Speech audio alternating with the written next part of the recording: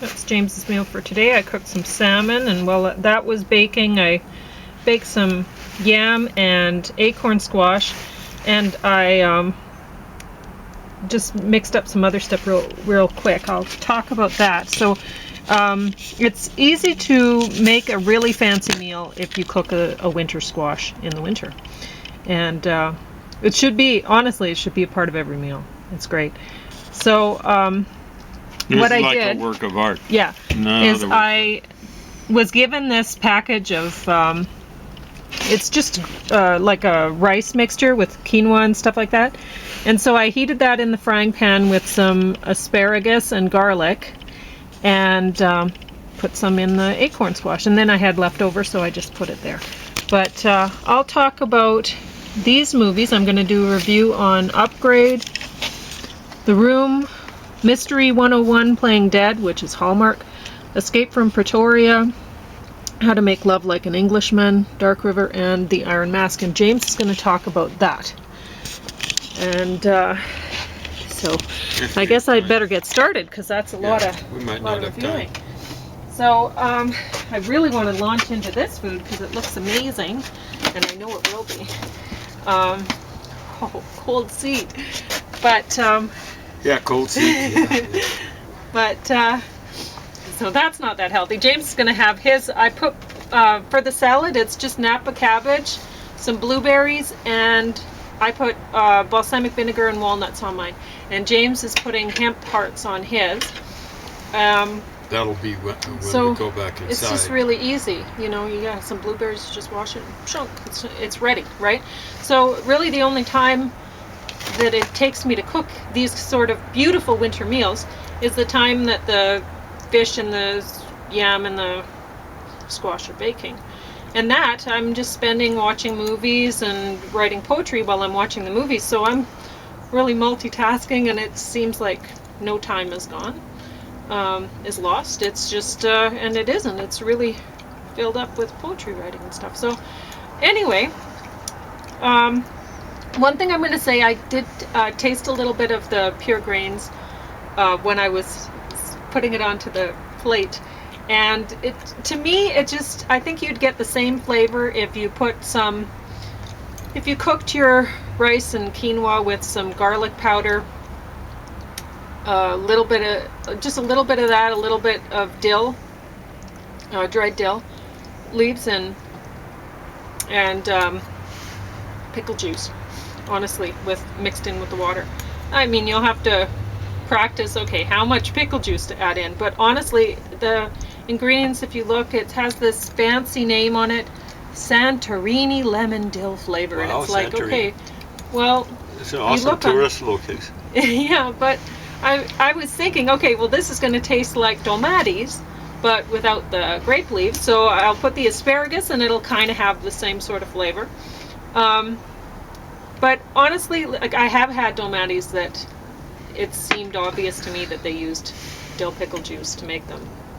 I mean, you go to restaurants and you get all sorts of things, so, but... Hope you don't catch a bug, but... Anyway. Or a Spitburger. Yeah, it's just cheap stuff. You know, like I went to, once I went to, I think it was a Korean place, and anyway, they had spring rolls, and I asked them, well, like, it looked like there was nothing that didn't have meat on their menu, right? And I said, well, the spring rolls, it didn't say what, you know, what was in them, and so I asked if they had meat, and they were sheepish about it, and they were like, no. And so they'd use TVP. And, but I mean, most people wouldn't know, right? Anyway, so I was able to eat spring rolls that day. But Upgrade, I put this on the top of the stack, and it's some hardcore adventure. There's some pretty graphic gore. So this is a guy kind of movie for sure, but still it got top of the stack rating from me, because I can see how they really, somebody should make this into a series. This, I don't want to give the story away, so I can't tell you how it should go into a series, but it totally should. And if you watch this movie, you will see that too. I mean, this one, they could keep going forever on this thing. It's awesome that way. And The special effects were good. The fight scenes were great. And the story, I mean, it's kind of sci-fi, sort of, what's going on with, it gives you an idea. There's a lot of stories about mind control lately, and this one is a different take on it. And yet it gives, there's a lot of stories also about computers and stuff like that, and how people are a little bit wary to trust new technology, stuff like that, right? They always happen. So, so you get that in this movie, and it really works. It's a great movie to watch. Everyone should watch it. Well, if you're into some pretty graphic fight scenes. Anyway, The Room. Now, this one is it's kind of like everyone's big fantasy. I was reviewing what was it? What's this called? Infinite abundance sort of. What was it? What was the title of that? Do you remember? Infinite attraction? Yeah, the law of attraction. So there's a lot of people that think about that sort of thing, and it really does. If you're thinking about something, and a lot of the time it seems to work out. I know if I'm thinking, I'm planning ahead, I'm writing poems about the nature I want to see on the hikes I want to see the next day in the summer, and I'm like, oh please, I go to sleep, and my angels, I would love to have a beautiful hiking day tomorrow. I totally want that, and it seems to work out, but then I'm in southern Alberta where the skies are often sunny in the summer. So anyway. Or even in the late winter like that. So this kind of plays on that. You have a couple people that they move into this house, and it's a great house, bit of a fixer-upper it looks like, but pretty awesome for a young couple like this. And they, while doing a little bit of fixing up, they find something, a secret room, and it's pretty exciting. So it definitely gets you thinking. And it's also a little bit like this couple can't have their own children. And so, they've been told there's no reason why they can't have them, but for some reason they're not getting pregnant. And a lot of people are having problems with this now.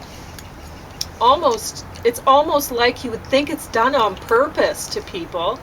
And so anyway, there's that too. So, and there's a be careful what you wish for sort of thing. So that one's worth watching. Now, as I mentioned, this is a Hallmark thing, and it totally feels like a Hallmark thing. It's a mystery story. There's people get dead in this, but you don't see anything. It's Hallmark-like. It's pretty G-rated for the whole family, and the family that doesn't want to see any dead bodies or anything like that. You sure it isn't golly G-rated? It totally is. It's golly G-rated. It is. And but at the same time, the mysteries, they were all right. They were pretty good to follow. So it didn't get the bottom rating, even though it was a Hallmark. Escape from Pretoria. Wow. I felt like I was in prison while watching this. Now, having said that, so you wanted to escape from Pretoria? Yeah, and I was watching. When I'm watching these movies, I'm writing poetry because I try to. At first, when I wrote poetry, I had to have complete silence. I couldn't concentrate on it. Now, I can follow these. So far, not the graphic audio novels on DVD. Those they distract me too much. But Escape from Pretoria. It's about South Africa. Was not very distracting. It's about South Africa, and there's a couple guys here that they end up in prison because they're freedom fighters for the African people in South Africa. And anyway, Daniel Radcliffe, is that his name? Yeah.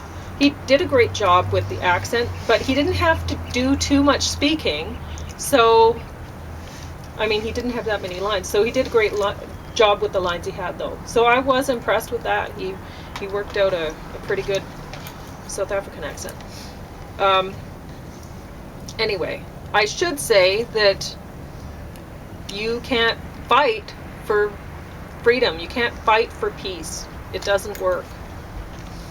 It worked out for Moses because nature intervened on his behalf. How to Make Love Like an Englishman. Wow, was this bad? The acting was all right. Even Pierce Brosnan and Jessica Alba, they did okay. But the whole idea of, like, there's this, the Pierce Brosnan character, he's a real ladies' man. He's always hopping on into the next bed kind of thing, right? And, but his girlfriend ends up pregnant, they end up getting married, and she's the one who strays from him. And he doesn't take it so well, but he ends up with her sister, which, oh my God, that's so bad. And at the end, it's like, oh, this is great, you know, and it's like, no, it's not great. This is terrible. But I mean, your actual family, you have them for life, you know, and you can't be messing with stuff like that. Anyway, there was one point when Pierce Brosnan's character's father was talking to a group of people, and he's what did he say? Something like, oh, he said he was talking about the 60s and the, you know, the freedom to sleep with whoever you wanted and this and that, and he's like, nobody's gonna tell me what to do. I'm not gonna work on Maggie's farm no more. And I thought that was funny, because here he is, this total jerk, right? Who'll do whatever he wants, like, and that's his attitude. It's like, if he can't do whatever he wants, which is like not nice to other people, you know, then it's somehow society's enslaving him or whatever, right? And it's funny, because I had one woman who when I graduated from the university with a Bachelor of Science in Agriculture major, then she kept singing "I'm not going to work on Maggie's farm no more" around me, because she thought I was like this, I don't know, she had this idea that I was some kind of like elite agriculture person or something. I don't know. Or maybe she just wanted everyone else that we worked with to think that about me. But it's like, okay, I have never, like, I was working for the same wage as her, which was like $15 an hour or something, and like at a time when that's like almost minimum wage, right? And was that down east? It was, yeah. And she was training to be a lawyer while she was working at, she'd been working at Money Mart at nights while she was training to be a lawyer. And it's like, and she's somehow thinks that she's okay criticizing me about, like, she's more morally ethical or something than I am or something. Like, crazy. Now, she liked reading an anarchist mag. Yeah, she did. What was that mag called? I've got a copy of it. It's anyway, idiotic. Kind of funny. But she was hanging with a conservative guy, right? She was, yeah. Oh, and totally, like, she was cheating on him with the boyfriend that she had. So she was the kind of person that she wouldn't be, you know, tied down to society's conventions kind of thing. You know, she was kind of anarchist, right? And anyway, interesting stuff. So, Dark River. This one is probably too boring for everyone else in the world to watch but me. But I was writing poetry, so it's about the struggles of a young farming family. The Iron Mask, with Arnold Schwarzenegger and Jackie Chan and a bunch of other people. It's the second one. List. It's absolute bottom. It's so bad that I'd watched the first one in this series, that I didn't know that this was going to be a part of the series. But then I realized, oh, I watched the other movie that they're referring back to. And which was bad. The first one that I watched was bad. But this one, God, this was even worse. It's like, I get, you know, they've hired some big name actors to try to pull this along, but I mean, neither Jackie Chan or Arnold Schwarzenegger, sure, they're good at action, you know, good people to watch action movies with or whatever. But neither one can act, really. I mean, honestly, I love both of them, like especially Jackie Chan. I love watching Jackie Chan movies, I gotta say. But they're not good actors. You know, they're good for action. That's it, really. I mean, with Jackie Chan, you have some good comedy, and maybe Arnold Schwarzenegger a little bit too. Schwarzenegger movies I can't really stand unless he's doing comedy. And because he's such a goofball. He really doesn't have to. So he works really well for the light comic stuff. But he's not as good at it as Jackie Chan. No. But in any case, the special effects were good in this. But it was really frustrating every time I'd look up and I was like, okay, what language did they really film this in? Because I can tell they've dubbed this over or something, right? Or like maybe everyone's speaking their own language. I'm not sure.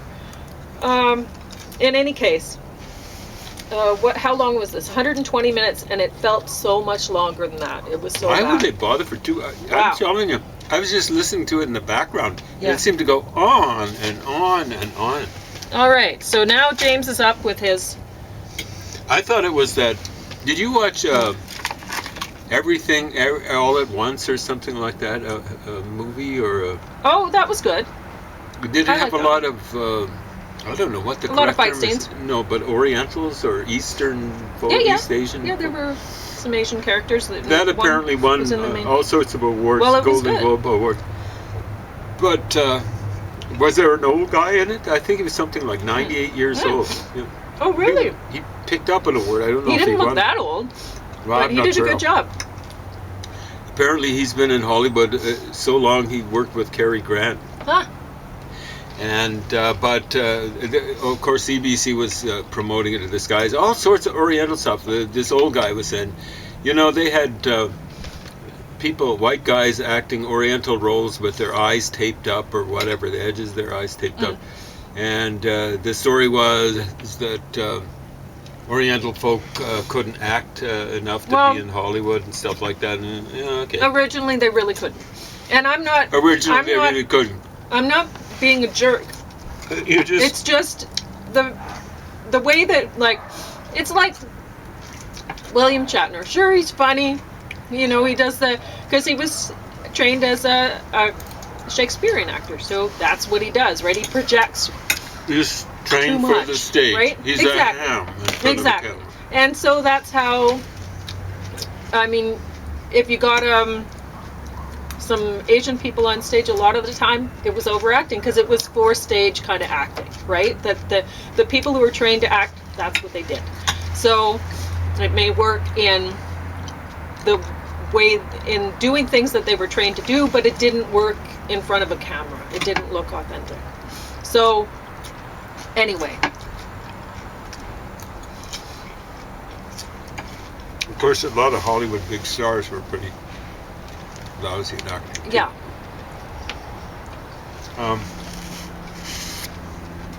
Anyway. CBC managed to make a hash of the coverage. I mean, it was so racist, their coverage. But so much of what they're doing nowadays is just racist. Yeah, they seem to have racist hiring practices, racist coverage, racist this, racist that. Of course, they're portraying themselves as being just the opposite. But honestly, all they would have had to do in Hollywood is just pick up some lovely Asian people who weren't trained in acting. Just get them in there. So it wouldn't have been that hard. So it was a little bit rude that they were taping up eyes. Anyway, back to something a bit closer to my heart. Snubby Woofus. Hopefully I'm pronouncing it properly.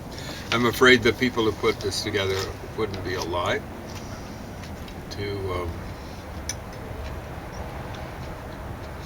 put me right as to the pronunciation. So this was put together by a story by Helen P. Woolburn, and pictures by Ermina Stimpson. And you know, it looks as though it was typewritten, and then some sort of copy. I don't know if it's Gestetner or whatever those things were called. These things that smelled like vinegar or whatever.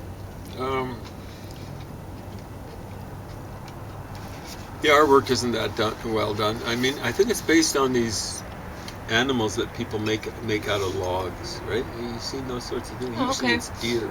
Oh, You yeah. see around Christmas time. People. So Snubby Woofus is a little doggy, and this is intended for kids, or was. It's published a year before I was born, and How did you come upon it? Do you know somebody I just who found wrote it used or like, something or did like your that. family did? Yes, Oh, I see. It was being given away. I think it was in the little library, the local Oh, I see. library, something like that. So there's no way I would have paid money for it, but I gotta say, it just kind of broke my heart because it reminded me of my mom. You know, women of that age. You know, Ermina Stimpson. This thing would have just. I'm amazed it ended up here. It's printed by Goodwill Industries of New York, so how did it end up here in Canada? I have no idea. But, you know, they put their hearts into it. And so, some of the pictures.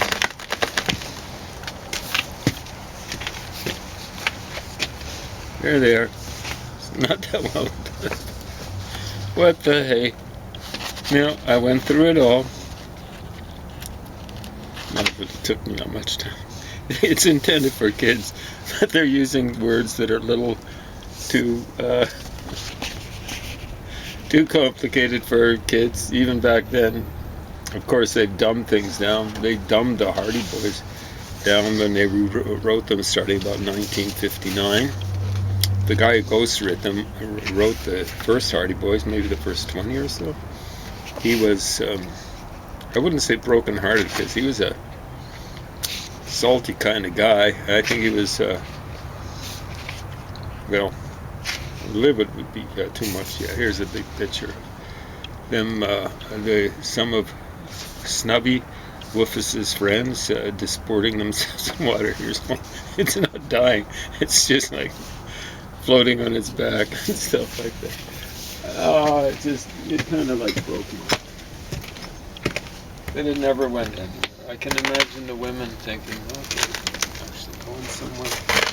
We did get a huge hit on the ground. Anyway, I can't tell you that. I suppose with the internet nowadays you could track down copies of it. And, get it secondhand, but who knows? Good luck what finding you it. have to pay. Well, it's you know, if there's one out there, there's a market for it to find it. Anyway, I'm probably the only person to be affected by it. Anything more you want to talk about? No, dinner's awesome. Dinner's I was going awesome. to mention that I brought out some lemon. I'd had Chickadee's saying hi to us. I brought out some lemon for the meal because I'd squeezed the juice out of it for my hot lemon and honey earlier today, and James has been eating all the pulp and everything right out of it. Because he doesn't want to waste any of it, and I thought, okay, well, I'll bring it out for him to put on his fish and rice. Because honestly, the rice mixture, it tastes like pepper and salt and pickle juice, but it could use some fresh lemon squeezed on it, or even a little bit of lemon zest scraped on it to make it look pretty. That's all, but it's good.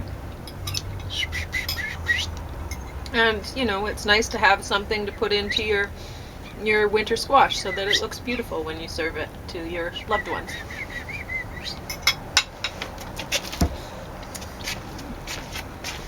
Yeah, that bird I think wants You to have- be tamed.